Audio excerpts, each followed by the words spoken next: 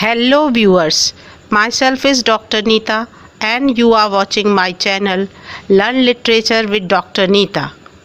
So let us begin today's topic.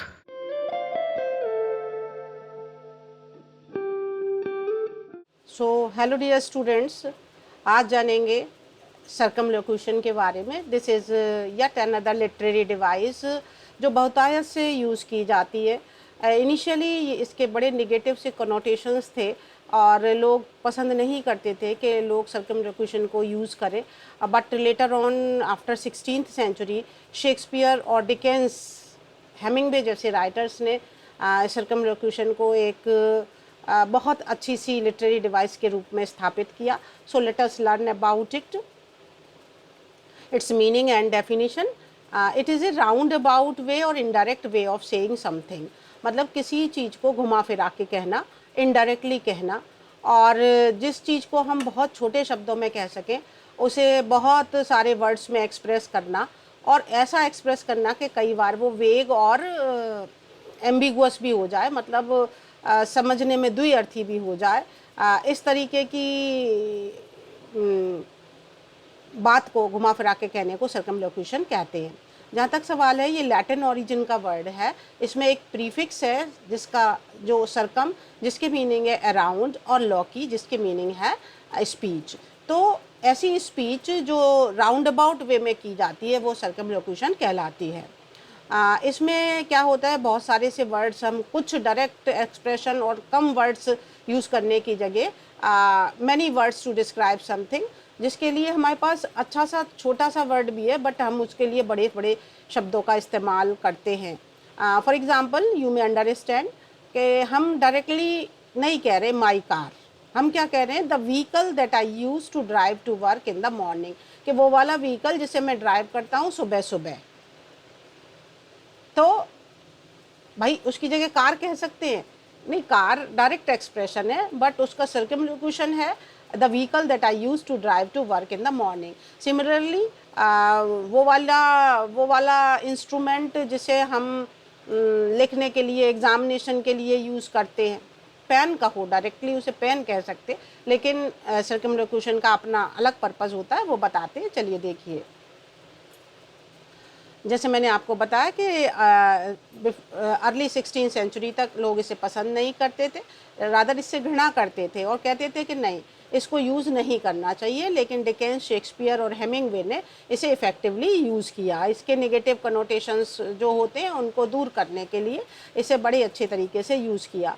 अब मान लीजिए वो चीज़ आप यूज़ कर रहे हैं जिसके लिए आपके पास कुछ सीमित वर्ड हैं, तब भी आप उसे अच्छे से एक्सप्रेस कर सकते हैं, लेकिन उसके लिए आप बहुत सारे शब्दों का यूज़ कर रहे हैं.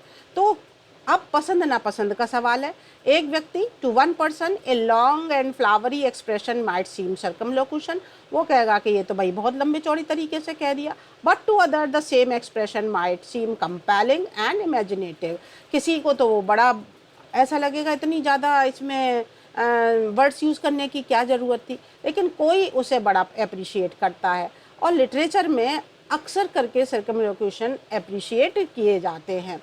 फॉर एग्ज़ाम्पल आप ऐसे समझ सकते हैं, ही पीसफुली पास्ड अवे.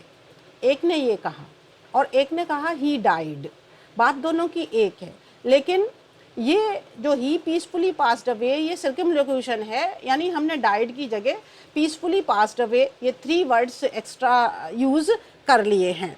बट वही बात है पसंद की नापसंद की, बट लिटरेचर में सर्कमलोक्यूशन पसंद किया जाता है. Now its purpose. देखिए, कई बार to make the thing ambiguous, a writer may do this if he wants to leave his story open to interpretation. Writer स्वयं ये चाहता है कि रीडर चीज़ों को इंटरप्रेट करे, तो वो सर्कमलोक्यूशन का यूज़ करता है ताकि एम्बिग्विटी पैदा हो, 2-2, 3-3 मीनिंग निकले और रीडर्स उन्हें अपने हिसाब से समझे. अगर कई बार इसलिए सर्कमलोक्यूशन इंटेंशनली यूज़ किया जाता है राइटर्स के द्वारा. कई बार क्या होता है कि बहुत सारे से टैबू सब्जेक्ट्स होते हैं जिनको हम ओपनली बात नहीं करना चाहते, जैसे सेक्स और सेक्सुअलिटी के बारे में, कास्ट के बारे में, पॉलिटिक्स के बारे में, रिलीजन के बारे में हम डायरेक्ट कमेंट नहीं करना चाहते हैं. तो ऐसे सब्जेक्ट में जो बातें कहनी है उन्हें राउंड अबाउट वे में घुमा फिरा के कहते हैं, इसको सर्कमलोक्यूशन कहते हैं। तो हमें उन टेबू सब्जेक्ट्स पे हम बात भी कर सकते हैं और लोगों को बुरा भी नहीं लगेगा। Similarly third one is the metaphorical language, कि मेटाफॉर्स जो हैं वो तो शान होते हैं लिटरेचर की, तो मेटाफॉर्स जब यूज़ किए जाते हैं तो वो डेफिनेटली लिटरेचर की इफेक्टिवनेस को बढ़ाते हैं। For example, initiative of saying she is poor, हम ये नहीं कह रहे डायरेक्ट कि वो गरीब है, बल्कि हम कहते हैं she dances on the edge of fortune. भाई वो मतलब वो रहती तो हमेशा भाग्य के फॉर्चून के किनारे पर ही है, लेकिन वहाँ पे प्रॉस्पेरिटी कभी नहीं आती, अमीरी कभी नहीं आती। तो कहने का मतलब तो वही है कि शी इज़ पुअर, बट उसे मेटाफोरिकल तरीके से कहा तो जो स्टूडेंट्स ऑफ लिटरेचर हैं they would definitely appreciate this circumlocution. Sometimes to create irony और सेटायर, कई बार क्या होता है जो बड़ी पोस्ट पे बैठे लोग हैं, फॉर एग्जांपल हम उन्हें डायरेक्टली कुछ नहीं कह पाते, मतलब वो गलत भी कर रहे तो नहीं कह पाते। तो जैसे गवर्नर स्टोल मनी, हमें कहना कि गवर्नर ने पैसे चुरा लिए नहीं कह सकते। Circumlocution could be use, the governor engaged in an act of involuntary wealth redistribution, कि भाई ऐसे कृत्य में वो है जिसमें बेमन के उसने वेल्थ का रीडिस्ट्रीब्यूशन कर दिया। कहा तो वही कि भाई पैसे चुरा लिए, लेकिन नहीं, उसे राउंड अबाउट वे में, ताकि किसी को बुरा भी ना लगे और व्यंग भी हो जाए।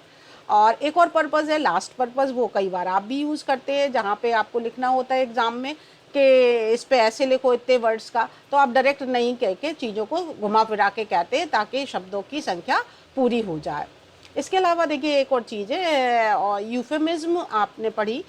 यूफेमिज्म भी एक ऐसी डिवाइस होती है जिसमें हम डायरेक्ट ना कह के इनडायरेक्ट कहते हैं, बट यूफेमिज्म और सर्कमलोक्यूशन में थोड़ा सा अंतर है कि यूफेमिज्म कुछ शब्दों तक सीमित है, शब्द या फ्रेज होंगी, लेकिन सर्कमलोक्यूशन में लंबे लंबे सेंटेंसेस और पूरे डिस्क्रिप्शंस हो सकते हैं जिसमें हम इनडायरेक्ट तरीके से चीज़ों को कहते हैं।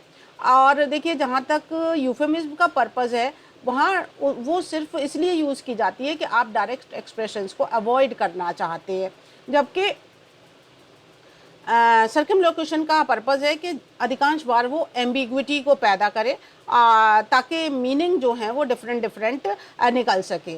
तो सर्कमलोक्यूशन और euphemism sometimes they appear to be similar, but they are at certain points different. I think you are able to understand circumlocution. So thanks for your patience listening.